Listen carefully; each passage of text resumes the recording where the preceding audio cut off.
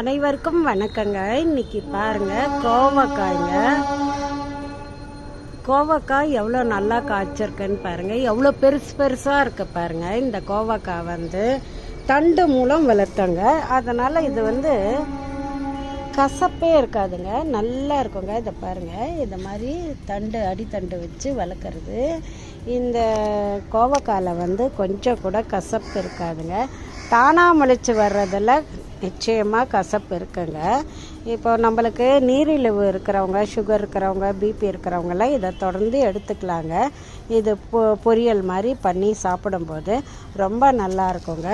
ஆனால் கசப்புள்ள காய் இருக்குதுங்க, அதை நம்ம தண்டு மூலியம் வளர்த்தா அது மாதிரி இருக்காதுங்க. நல்லா குண்டு குண்டாக அவ்வளோ பெருசு இருக்க பாருங்கள். அங்கே ஒரு கொடி இருக்குங்க, அதுலேயும் நிறைய இருக்குங்க. இப்போ நம்ம இங்கே இருக்கிறத மட்டும் பறிச்சுக்கலாங்க. அனைவருக்கும் மிக்க நன்றி.